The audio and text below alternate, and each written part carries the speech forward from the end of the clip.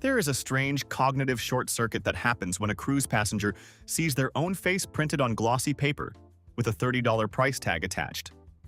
It triggers a profound, irrational urge to outsmart the system. These documented cases reveal the sheer psychological absurdity of what happens when perfectly normal adults attempt to steal their vacation memories. 1. If you drop your right shoulder just a fraction of an inch, the ambient light will ruin the contrast. That was the furious, hushed directive coming from Cabin 8104's Arthur on day 4 of a Mediterranean sailing aboard a 3,000-passenger European vessel. The photo gallery on these ships is typically located on a high-traffic promenade deck. And what passengers rarely realize is that the cruise lines intentionally designed the overhead lighting in this specific corridor to be aggressively hostile to amateur photography. The bulbs emit a harsh, overlapping glare that creates natural watermarks on glossy paper if you try to snap a picture of your printed portrait with a smartphone. Arthur and his wife, Helen, completely unwilling to pay $30 for an 8x10 print of themselves standing next to a man in a poorly fitted pirate costume, decided this optical engineering was a personal insult that required a tactical response. First, they tried standing 20 feet away and using max digital zoom, which resulted in an image that looked like a blurry security camera still of a bank robbery. When that failed, they escalated to physical architecture. At precisely 8:15 p.m., during peak post-dinner foot traffic, Arthur transformed his own body into a human light-blocking tent. He stood exactly 3 inches from the metal photo rack, spreading his navy blue sports coat as wide as possible like a bat preparing for flight, creating a perfectly shadowed microclimate over folder number 218.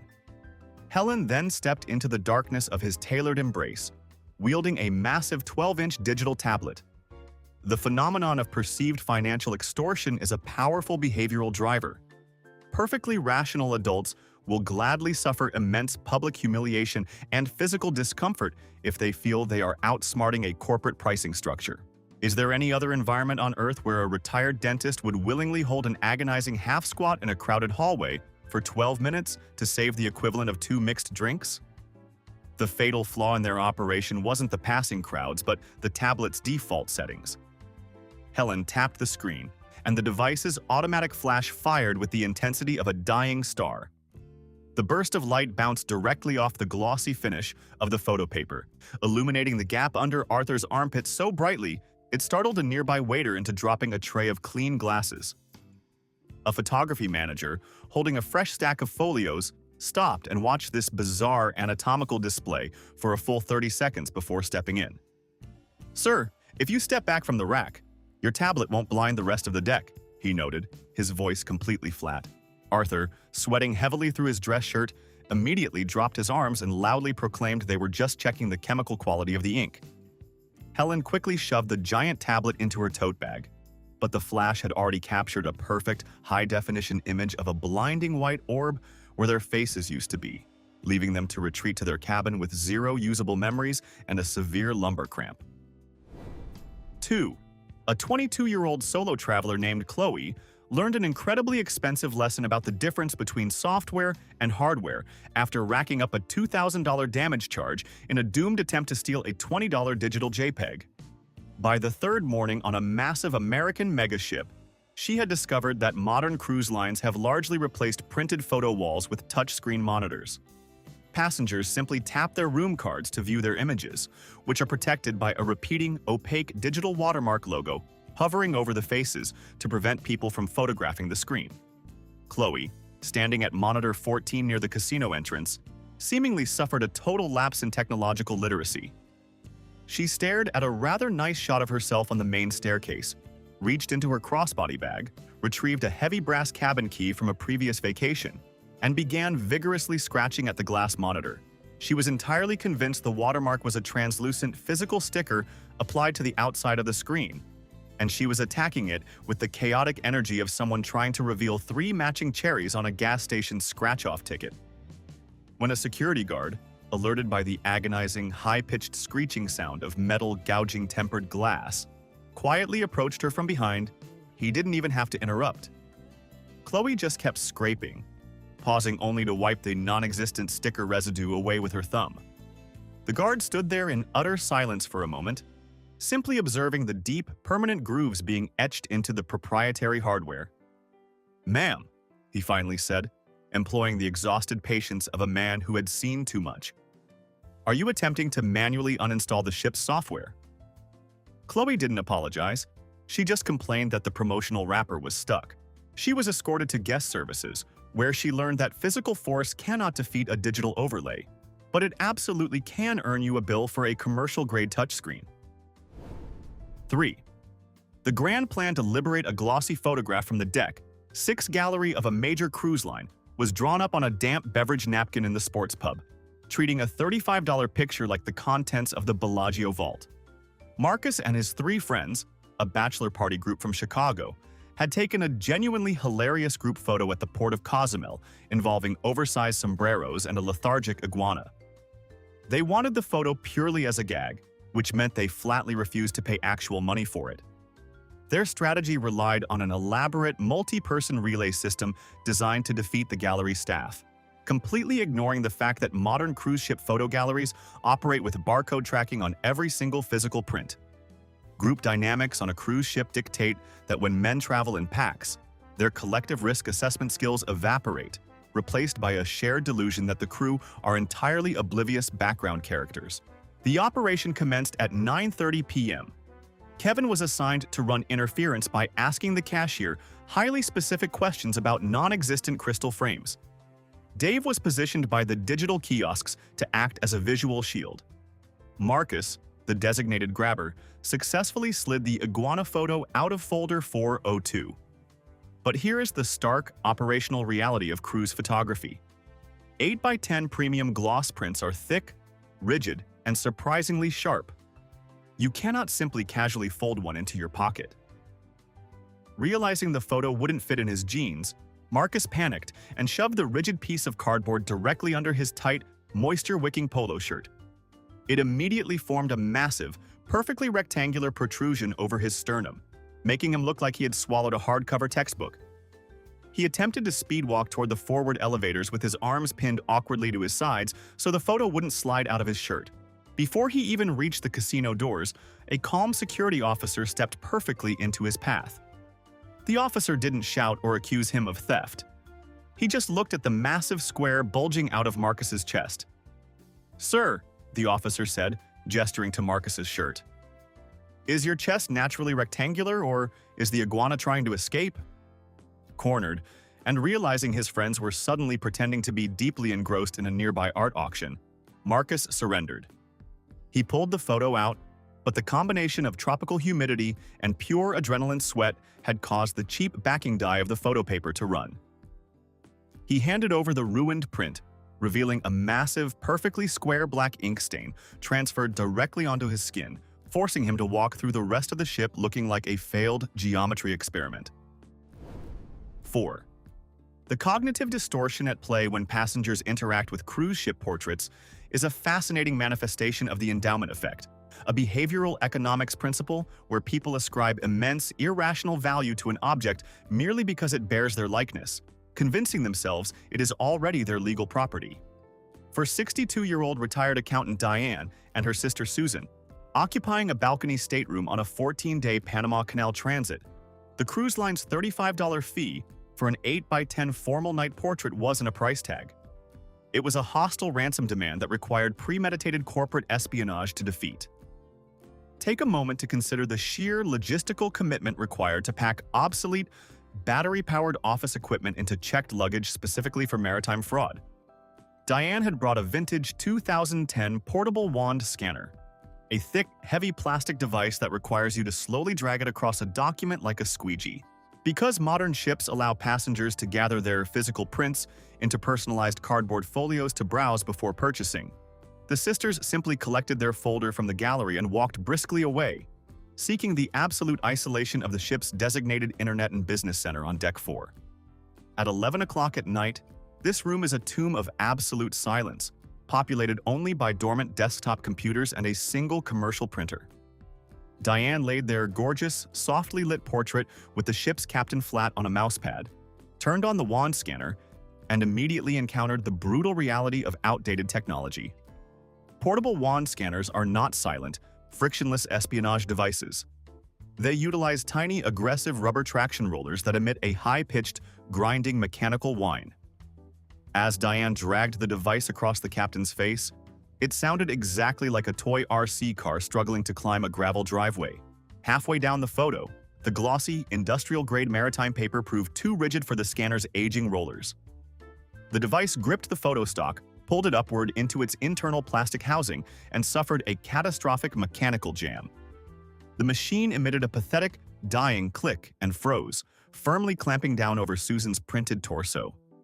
Panic, when combined with the fear of maritime vandalism charges, completely short-circuits rational thought. Instead of gently reversing the rollers, Susan gripped the bottom of the photo while Diane yanked the heavy scanner upward, treating a piece of delicate optical equipment like a stubborn jar of pickles. With a sickening, resonant tearing sound, the thick photograph ripped entirely in half diagonally. They now possessed a ruined piece of stolen property and a broken piece of electronic evidence. This is where the psychology of guilt forces people into truly deranged problem-solving.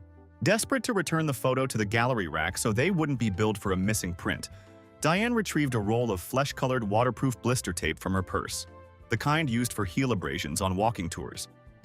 They spent 20 minutes in the dimly lit business center performing horrific, amateur reconstructive surgery on the captain's face, taping the two halves together. The resulting image looked like a heavily traumatized Frankenstein monster, held together by beige bandages. They casually slid the mutilated portrait back into their folder, walked down to the gallery, and placed it on rack section B. The fatal flaw in their master plan, however, was the ship's automated inventory tracking. Every photo has a barcode on the back, and the gallery staff scanned the unsold folders at midnight. At 8 a.m. the next morning, a gallery manager knocked on cabin 4112. When Diane opened the door, the manager silently held up the horrifyingly taped-together photograph, which had completely warped overnight due to the tension of the blister tape, curling inward like a dying leaf. "Ma'am," the manager said, maintaining a tone of absolute, terrifying politeness. "We typically charge $35 for the photo, but the captain's medical bills for this laceration will be an additional $10."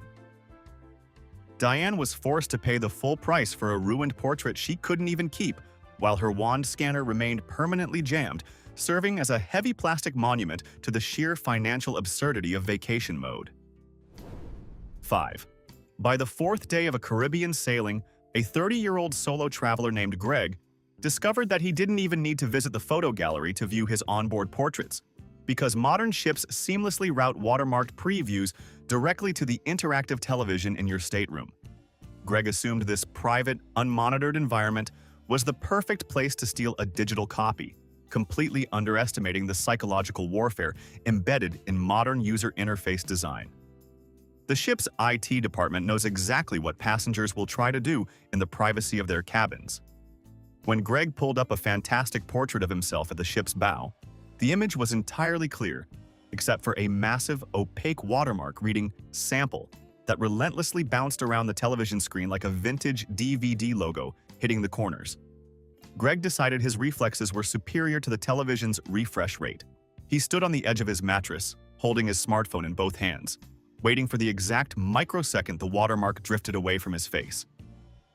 For 45 minutes, Greg treated his cabin like a surveillance outpost, tracking the floating logo, holding his breath, and feverishly mashing his phone's camera button. He was so intensely focused on defeating the bouncing graphic that he completely lost his balance on the soft mattress. As he tumbled backward, he desperately threw his arms out and his elbow slammed directly onto the interactive television remote, resting on the nightstand. He heard a cheerful, high-pitched digital chime. When Greg sat up, rubbing his elbow, the screen displayed a bright green checkmark with the phrase, "Thank you. All 14 digital gallery photos have been charged to your stateroom account." In his physical struggle to avoid paying $20 for one photo, his elbow had perfectly executed the 3-button sequence to purchase the entire Voyage's premium digital package, costing him a non-refundable $199. 6. The roaming dining room photographer is a staple of maritime tradition, designed to capture groups mid-meal in their formal wear. This entire operational model relies heavily on a silent, unspoken social contract. The photographer takes the picture now, and you view the result later at the retail gallery. Gary, a 52-year-old passenger occupying a large circular table near the captain's station with his extended family, decided to violate this contract through the use of sudden, unprovoked martial arts. After the photographer snapped a flash portrait of Gary's group, posing rigidly over their plates of prime rib, Gary smiled warmly, held up a hand, and politely asked to see how the lighting turned out. This is a common, entirely innocent request, and the photographer naturally lowered his heavy professional-grade DSLR camera, rotating the back panel to show the 3-inch digital display screen. What the photographer couldn't see was that Gary had already palmed his smartphone in his right hand, keeping it hidden beneath the heavy white tablecloth like a riverboat gambler concealing an ace. As the camera screen came into view, Gary whipped his phone upward with the erratic, twitchy speed of a startled iguana, attempting to snap a macro photo of the camera's tiny display monitor. The predatory instinct triggered by a fleeting digital image makes people entirely forget their physical surroundings. However, the photographer, a 10-year maritime veteran who had survived hundreds of these exact photographic ambushes, possessed reflexes that defied human biology.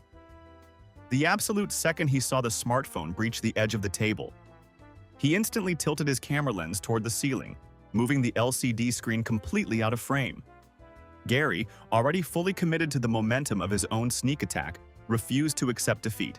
He leaned his entire upper body across the wide table, chasing the retreating camera screen with his phone lens, completely ignoring the complex topography of fine dining directly beneath him. He stretched so far forward that his center of gravity shifted entirely off his chair, and his right elbow plunged forcefully into a small porcelain boat filled to the brim with scalding hot beef au jus. The resulting splash was remarkably contained, but the absolute silence that immediately fell over that section of the dining room was deafening. The photographer remained perfectly still, holding his camera aloft like the Statue of Liberty, while Gary hovered horizontally over the centerpiece, his crisp white dress shirt absorbing the dark gravy with the efficiency of a kitchen sponge. A senior waiter materialized out of the shadows with terrifying speed, holding a cloth napkin. "Sir," the waiter whispered, his voice completely devoid of judgment or emotion. "Would you like me to box up the rest of the sauce, or are you finished wearing it?" Gary slowly retracted his arm, bearing the solemn dignity of a man whose sleeve was actively dripping brown liquid onto the carpet. In a desperate, humiliating attempt to restore his lost authority in front of his staring relatives and the surrounding tables, Gary cleared his throat, pointed a gravy-stained finger at the photographer, and firmly demanded that 3 premium copies of the photo be sent to his cabin immediately. It was undeniably the most expensive, physically painful, and delicious way to purchase a photograph in the history of the cruise line. 7. The lens of a smartphone was jutting out of a woven straw beach bag like a tiny, extremely poorly disguised periscope. On a sun-drenched sea day aboard a massive 4,000-passenger vessel, 35-year-old Derek decided that the best way to bypass the digital watermarks on the interactive photo kiosks was absolute covert surveillance. Modern cruise ship photo stations are completely exposed to the open atrium, meaning anyone trying to photograph a screen is instantly visible to the passing crowds. Derek's solution was to place his phone inside his wife's beach bag, turn on a 10-second delay timer, and casually rest the bag on the ledge of kiosk number 3, pointing directly at a digital preview of them eating lobster. He assumed this blind firing technique was a flawless evasion tactic. For 10 minutes, Derek stood completely rigid, staring blankly at the ceiling, secretly pressing the volume button through the straw fabric, and waiting for the silent capture. A member of the guest services team, standing barely 4 feet away at the main desk, watched this bizarre, frozen display of posture with utter bewilderment. Derek finally retrieved his phone and practically jogged to the nearest elevator bank to review his stolen digital masterpiece. Because he was shooting blind through a loosely woven straw bag resting at a severe upward angle, he hadn't captured the kiosk screen at all.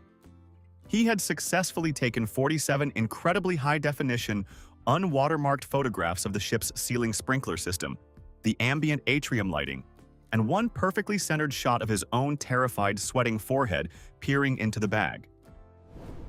8. Technological friction often causes rational adults to abandon all social norms, especially when a cruise line's mobile application utilizes strict anti-theft software. Modern ships allow passengers to view heavily watermarked digital portraits on their personal smartphones. But if you attempt to take a screenshot, the application instantly blacks out the display and sends a warning notification. Sabine and Clara, two elegantly dressed tourists sailing on a luxury Mediterranean itinerary, deduced that the only way to bypass this internal software was to use a second physical device. They needed to use a large digital tablet to photograph a smartphone screen, but doing so in their brightly lit cabin resulted in terrible screen glare. Their solution was to seek out the absolute darkest environment on the ship, the main theater, mid-performance.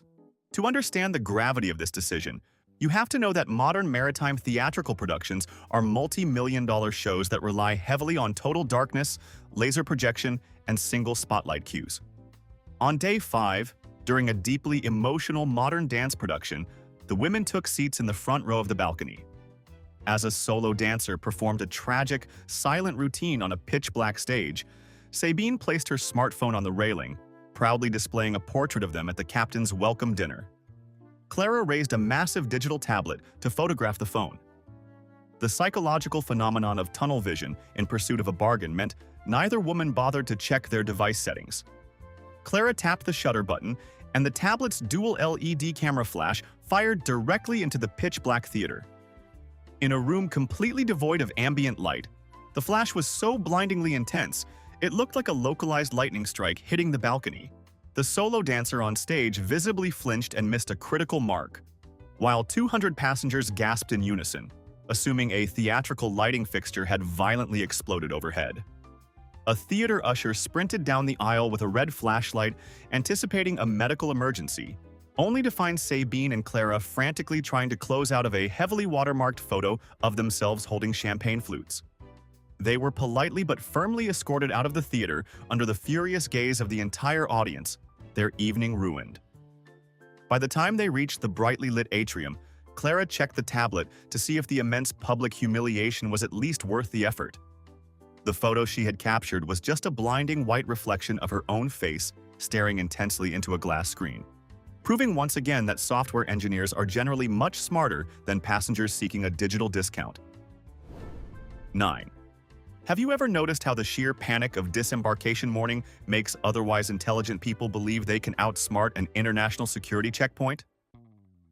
On the final morning of an Alaskan voyage, a 50-year-old passenger named Richard devised a physical smuggling operation, using the ship's own complimentary souvenirs. Earlier in the week, the yard auction staff had handed out large, thick cardboard promotional frames, completely free of charge. Richard, who flatly refused to pay $25 each for his 3 formal portraits, stole the physical prints from the gallery folder and slid them into these promotional frames. He confidently shoved them into his carry-on bag, assuming the thick cardboard would block the barcode scanners at the disembarkation gangway. He marched down to deck 3, hauling his luggage, convinced he was pulling off a masterstroke of logistical deception. When he handed his sea-pass to the security officer for final checkout, the metal detector beeped, and he was asked to open his bag. Richard maintained a smug, unbothered expression, stating they were just free promotional items. The security officer slowly pulled out the 3 cardboard frames. Richard had fundamentally misunderstood the basic architecture of a picture frame. The cardboard might have been thick, but the massive 8x10 rectangular cutout in the absolute center of the frame left the glossy, stolen photographs completely exposed.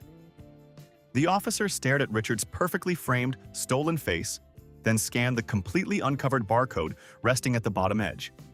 Richard was pulled out of the disembarkation line and forced to pay $75 at a temporary register, while 300 impatient passengers watched him fail at the most basic concept of camouflage. 10. The final night in a cruise ship photo gallery is an environment of pure, unfiltered chaos, as the area becomes a swarming hive of passengers desperate to claim their vacation memories before the registers close forever at midnight. Julian, a 28-year-old graphic designer traveling with a large group of friends on a megaship, saw this chaos not as a deterrent, but as the perfect camouflage for an inside job. He had noticed earlier in the week that the ship's photography staff wore an incredibly generic uniform, a black short-sleeved polo shirt, khaki trousers, and a blue lanyard. By sheer coincidence, Julian was wearing that exact outfit to dinner.